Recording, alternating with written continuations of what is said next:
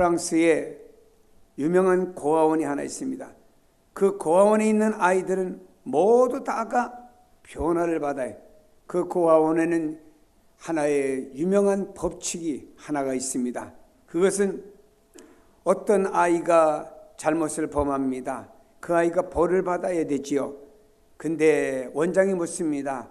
누가 이 아이를 대신 벌 받아줄 사람이 있냐 하면은 어떤 아이가 예, 제가 대신 벌 받겠습니다 하면은 잘못한 아이가 받아야 될 벌을 그 대신 받겠다는 아이가 대신 받아주는 겁니다. 한 아이가 친구를 칼로 찔렀습니다. 많이 다쳤습니다.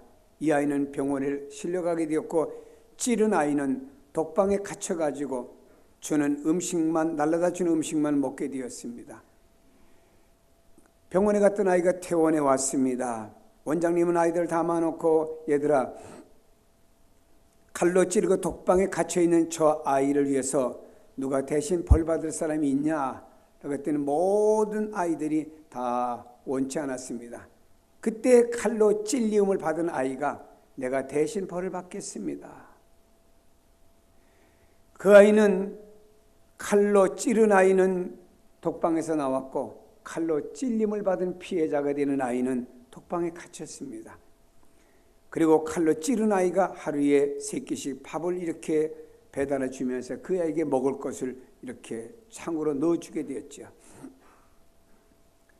그 안에 갇혀있는 아이보다 매일같이 칼을 찌르고 밥을 날라다 주는 아이가 하루 이틀 사흘 지나면서 변화를 받기 시작했습니다.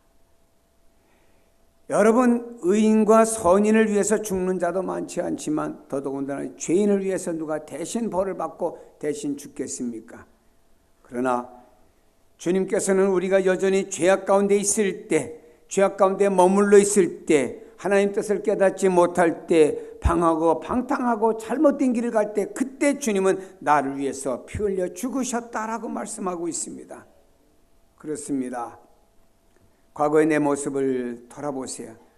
아직 죄인 되었을 때 주님께서 나를 찾아와 구원해 주셨습니다. 지금 내 모습을 돌아보세요. 아직도 우리는 죄로 얼룩진 사람들이고 주님 앞에서 내세울 만한 건 아무것도 없는 죄인들입니다. 그러나 분명한 것은 내가 죄인이었을 때 주님의 나를 사랑하고 계신다는 사실입니다. 부모가 자녀를 사랑할 때 연약하고 불편한 딸을 더 사랑할 수밖에 없었던 것처럼 주님은 내가 아직 죄인 되었을 때 나를 더욱 사랑하신다는 사실 믿기를 바랍니다. 미국은 세계적으로 인종차별이 심한 나라 중에 한 나라지요. 지금도 인종에 대한 차별이 적지 않게 일어나고 있는 나라입니다. 미국의 비폭력 인권운동가였던 흑인의 영웅, 흑인들의 인권운동가였던 말틴 루터 킹 목사는 감옥에 붙잡혀 들어갈 때마다 이런 말을 했답니다. 우리를 감옥에 넣으십시오. 그래도 우리는 당신들을 사랑할 겁니다. 우리 집을 파괴하고 우리 가족을 위협하십시오. 그래도 우리는 당신들을 사랑할 것입니다. 끝까지 사랑할 것입니다. 이게 킹 목사님의 유명한 일화의 이야기입니다. 당신들이 아무리 우리를 학대하고 아무리 잡아가두고 아무리 괴롭힌다 할지라도 우리는 사랑할 것입니다. 누구를? 당신들을. 잡아가두는 당신들을 사랑할 겁니다. 우리 집을 파괴하고 우리 가족을 위협한다 할지라도 우리는 당신들을 끝까지 사랑할 것입니다. 여러분, 나를 박해하는 사람을 사랑한다고 하는 쉬운 일이 아니죠. 나를 감옥에 집어넣은 사람들을 사랑한다고 하는 게 어찌 쉬운 일이겠습니까? 그럼에도 불구하고 킹 목사님은 저들을 사랑하셨습니다. 은인이라서 사랑한 것이 아닙니다. 원수된 사람에도 불구하고 사랑을 베풀어 주신다라고 하는 것입니다. 하물며 사람도 이런데 우리 주님은 어떠하겠습니까? 하나님은 내가 아직 죄인 되었을 때 나를 위해 죽으셨고 나를 사랑하셨으며 나를 자녀로 삼아주신 줄로 믿습니다. 이 사랑을 깨닫고 우리는 용기를 낼 수 있고 주님이 이런 사랑을 깨닫는 우리에게 용기를 주시는 줄로 믿습니다. 지금도 죄의 자리에 머물러 있는 분들이 계신가요? 그러나 깨달으세요. 주님은 지금도 여러분을 사랑하고 계신다는 사실을 아셔야 됩니다. 그리고 주님의 사랑을 깨닫고 주님의 품으로 나와 의지하고 싸매임을 받을 수 있기를 주님의 이름으로 축복합니다. 성경은 말합니다. 우리가 아직 연약할 때 기약대로 그리스도께서 경건치 않은 자를 위하여 죽으셨도다라고 말씀합니다. 주님께서는 내가 아직 연약할 때 나를 사랑하셨고 나를 위해 죽으셨다는 말입니다. 세상은 강한 자를 따라요. 힘 있는 자, 돈 있는 자, 어떤 권력에 힘 있는 자를 사람들은 따르고 그 밑에 줄 서러 가서 손을 비비고 있어요. 너무너무 비벼가지고 여기서 불나게 생겼어요. 강한 자를 인정해주고 강한 자를 옹호하고 강한 자 앞에서 비유를 맞추려고 했습니다. 아직도 이 사회는 약한 자, 없는 자를 없인 여기는 풍토가 곳곳에서 배어나고 있는 건 사실이에요. 어떤 면 정치인들이 말입니다. 가난하고 약한 자에 가서 못되고 봉사도 하는 게 사진 찰칵 찍게 신문에도 나고 TV에도 나옵니다. 그러나 그것이 진실일까요? 쇼일까요?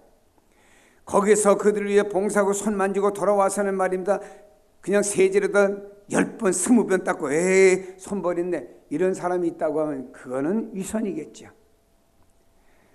여러분, 그러나 우리 주님은 약한 자를 사랑하셨고 약한 자를 위해 희생하셨으며 약한 자를 위해 죽으신 줄로 믿습니다.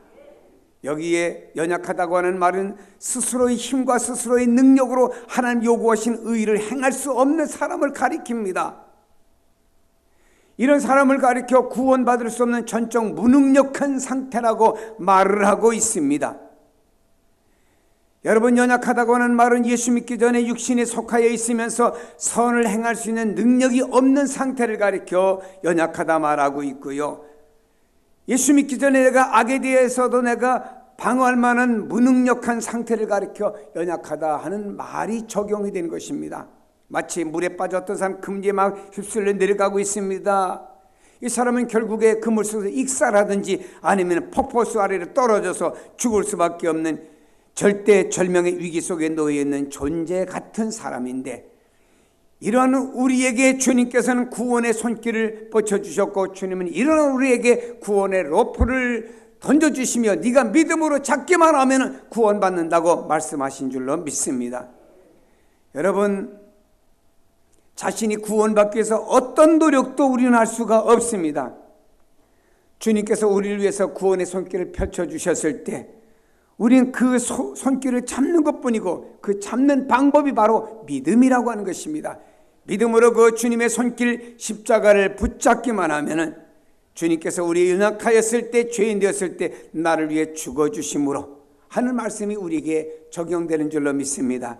사도 바울은 누구보다도 주님을 사랑했고 주님은 약한 자를 도우시는 분이라는 사실을 깨닫다는 사람이었습니다. 그래서 그는 고린도서 12장 이렇게 말합니다.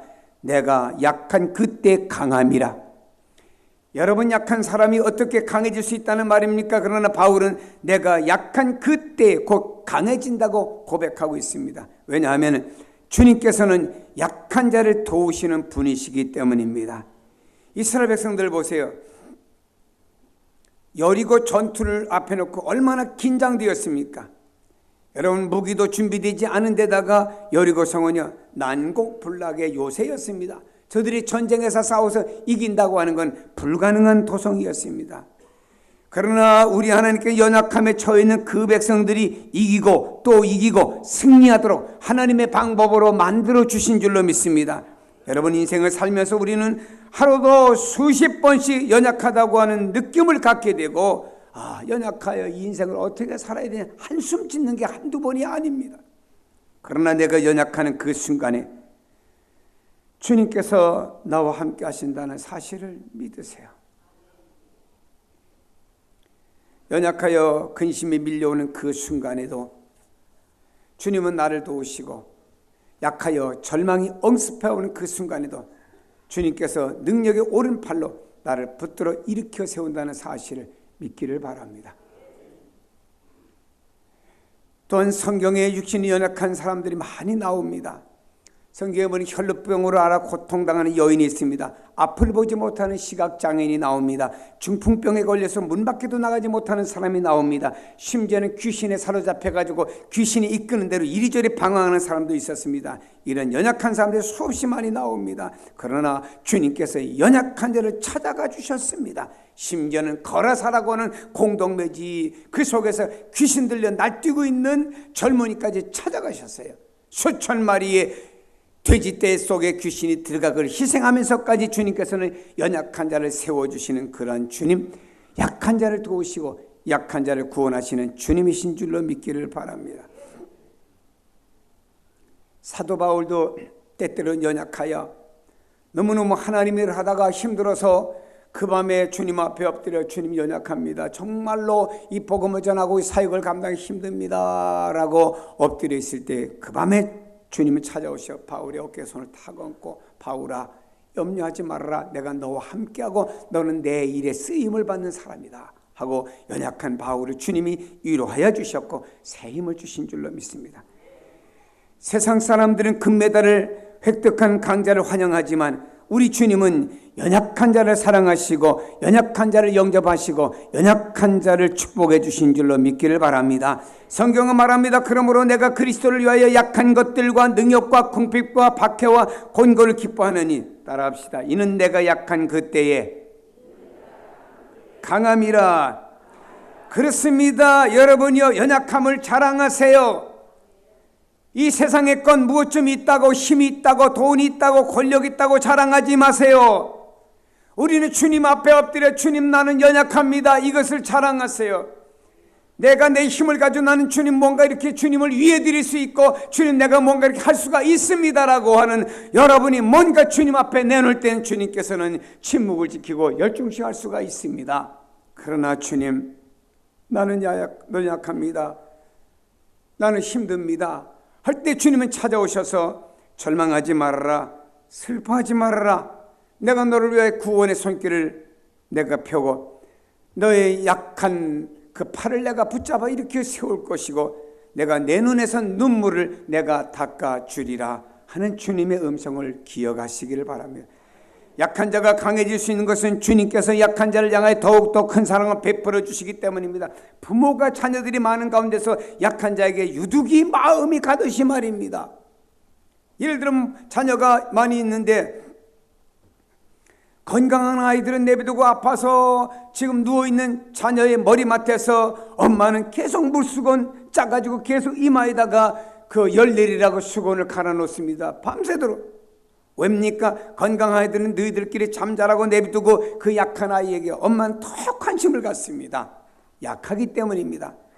주님은요 여러분이 약하다고 할 때 부족하다고 할 때 그런 여러분에게 관심을 두시고 우리가 연약할 때 그분은 우리를 위해서 십자가를 지신 줄로 믿습니다. 성경은 말씀합니다. 곧 우리가 원수 되었을 때 그의 아들의 죽으심으로 말미암아 하나님과 화목하게 되었은즉 화목하게 된 자로서 더욱 그의 살아나심으로 말미암아 구원을 받은 것이니라. 우리의 마음에는 사랑하는 사람들이 있습니다. 그러나 정말로 미워하는 사람도 있습니다. 미워할 수밖에 없고 미워 죽겠는 사람도 있어요. 특별히 원수가 된 사람은 정말로 밉습니다. 나이가 40대 된 사람에게 물어봤습니다. 당신은 원수처럼 미운 사람이 있습니까? 없습니까? 할 때 40대 된 사람들이 거의 대부분의 사람들이 미운 사람이 있습니다 라고 대답을 했답니다. 이것이 사회생활 속에서 나오는 보편적인 이야기들이죠. 성경은 원수까지 사랑하라고 말씀하고 있지만 사실 사랑할 수 없기 때문에 원수가 된 거 어쩌란 말입니까?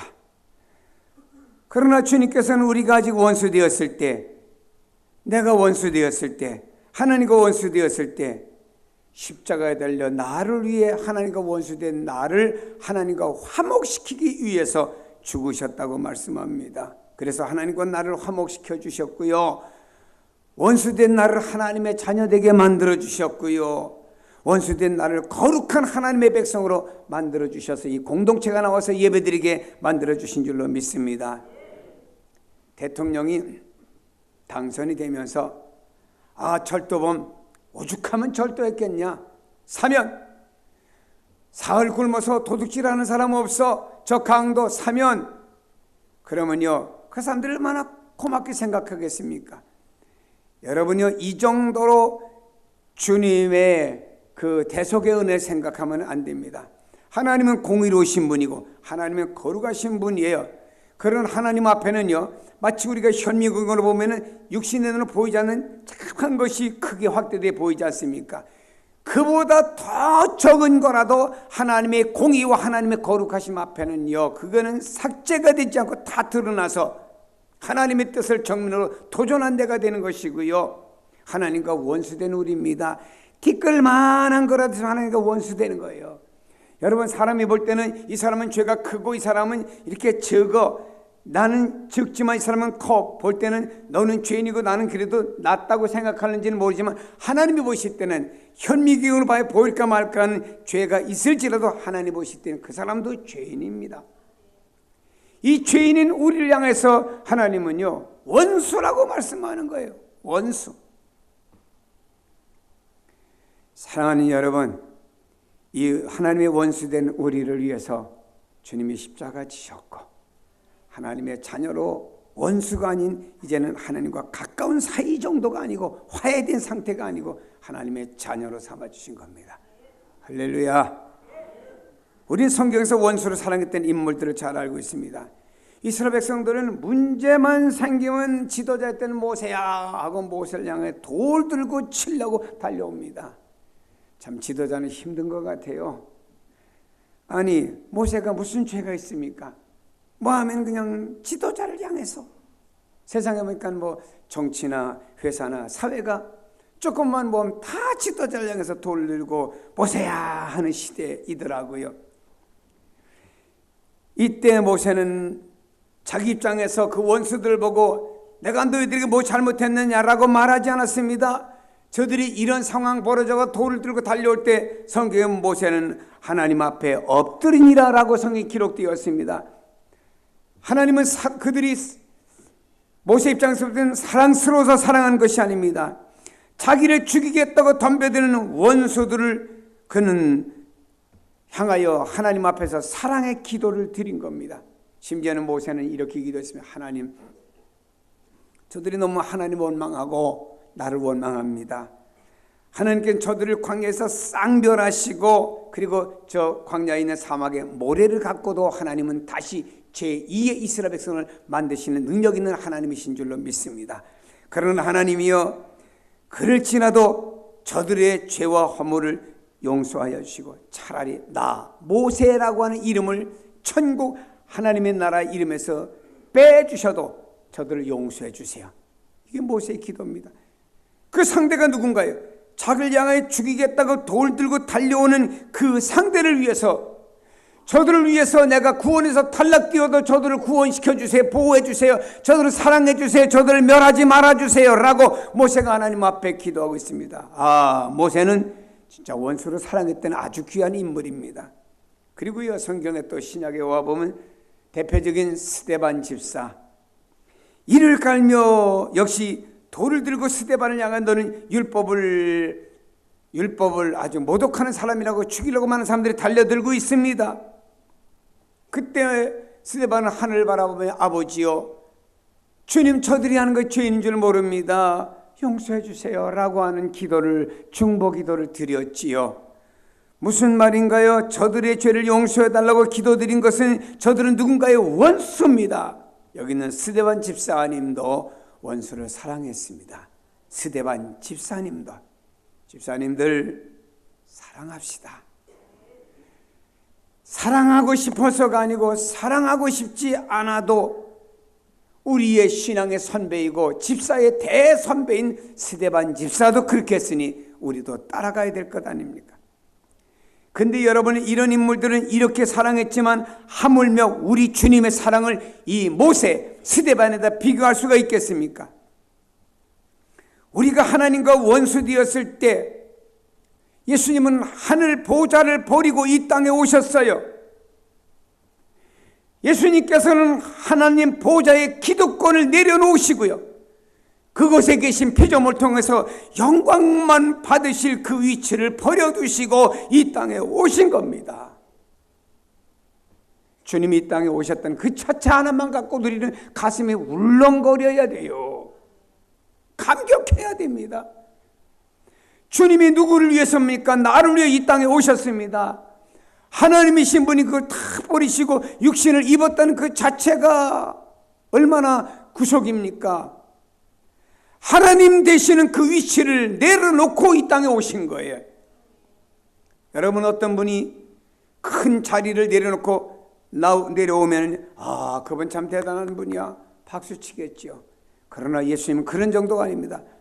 하나님 자리를 내려놓고 이 땅에 오신 거예요. 어디 오셨으면 유대 땅 베들레헴 말구유에.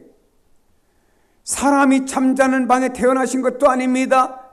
짐승들이 잠자고 먹고 하는 곳에 주님은 그또 태어나실 장소가 마땅치 않아 말이 밥 먹는 그 말구유에 태어나신 겁니다. 짐승의 자리까지 낮아지신 거예요. 짐승이 사는 우리까지 주님은 낮아지신 겁니다. 그렇게 천하디 천한 자리까지, 인간 대접받지 못하는 자리까지 주님은 낮아지셨어요. 그분이 33년의 생애를 사신 동안 얼마나 고통과 고난과 어려움이 많았습니까? 어렸을 때 유아부터 자랄 때 또 집이, 요셉의 집안이 가난한 집이었습니다. 또 요셉이 일찍 죽었습니다. 그러므로 가정으로 볼 때는 장남이었기 때문에 가정을 이끌어가야 됩니다. 나사렛 동네에서요, 예수님이 살았던 동네 가보면 예수님 반지하 사셨어요. 여러분, 반지하 살이라면 아주 이렇게 손들고 안 들어간다고 하겠지요. 예수님은 반지하에 사셨어요. 물론 우리처럼 습한 지역은 아니고 건조한 지역이기 때문에 한국의 반지하와는 차원은 다르지만 그 지역에 사셨어요. 거기서 목수일을 하시면서 가정의 생계 어머니와 동생들을 부양한 사람입니다. 공생에 나가서 3년에 하나님이 일하실 때 주님께서는요, 얼마나 사람들에게 멸시와 천대를 받았습니까? 사람들이 말하면 어떻게 나사렛 촌동네에서, 나쁘게 말하면 나사렛 촌놈이 어떻게 우리의 영적인 지도자가 되느냐, 이렇게 멸시와 천대를 받으면서 주님은요, 공생일 감당하실 때 또 얼마나 많은 사람들 태클이 많이 걸려옵니까? 그러다 주님께서는 그런 인생을 사시다 마지막에 십자가에서 다 자기 자신을 내어주셨습니다. 어느 때입니까? 내가 아직 죄인 되었을 때, 그 나의 죄로 말미암아 내가 하나님과 원수 되었을 때, 나는 하나님과 원수입니다. 하나님의 공의에 충족할 수 없는 나였기 때문에 그때 주님은 나를 사랑하셨고 그때 주님은 나를 위해서 죽으신 줄로 믿습니다. 이것이 주님의 사랑인 줄로 믿고 이걸 가슴에 담아두고 사세요. 우리가 지금을 가리켜 사순절 기간이라고 부릅니다. 목숨을 버리기까지 나를 사랑하신 주님의 은혜를 마음에 깊이 되새기십시다. 그리고 주님께 뜨거운 감사를 드리십시다. 많고 많은 사람이 있지만 주님 내게 이런 십자가의 사랑과 은혜를 믿을 수 있는 은총을 베풀어 주신 것 감사합니다. 유럽 전체를 휩쓸었던 30년간의 전쟁이 일어났습니다. 한 아이가 부모를 잊어버렸습니다. 이 아이는 이 전쟁터 속에서 살아보려고 이 사람 저 사람 심부름하면서 총이 빗발치듯이 오가는 그 속에서 뛰어다니면서 사람의 심부름을 하면서 소년 시절을 보냈습니다. 결국 이 사람은 독일의 최고의 신이었던 바울 게르하르트라고 하는 사람이 되어서 123곡이나 되는 많은 찬송시를 쓴 사람이 되었습니다.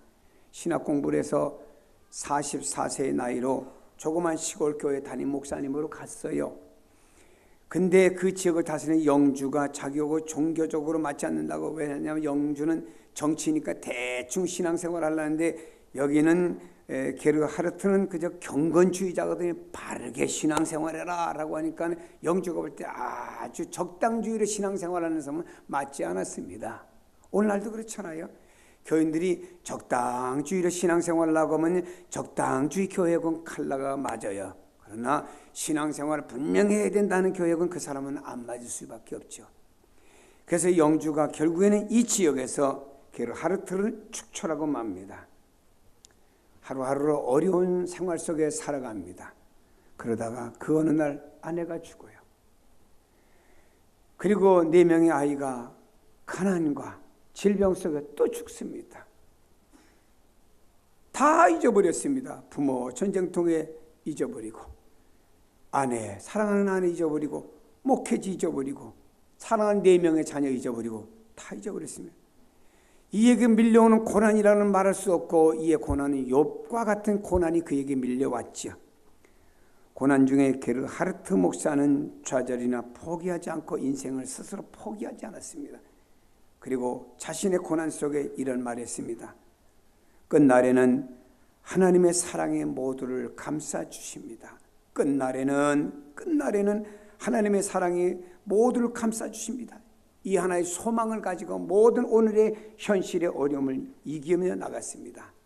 한번 따라합시다. 끝날에는 하나님의 사랑이 모두를 감싸 주십니다. 내가 아직 죄인 되었을 때 나를 사랑하시고 십자가에 달려 죽으신 그 주님이 지금도 여러분을 사랑하십니다. 그 주님은 여러분을 향해서 사랑의 줄을 절대로 놓지 않습니다. 깨달으세요. 그 주님을 사랑하세요. 그리고 그 주님의 뜨거운 사랑을 느끼며 살아가는 성도가 되기를 주님의 이름으로 축복합니다. 내가 아직 죄인 되었을 때, 하나님과 원수 되었을 때, 내가 연약할 때, 내가 주님을 붙잡기 그 이전에 주님이 나를 먼저 붙잡아 주시고 사랑해 주신 줄로 믿으시기를 바랍니다.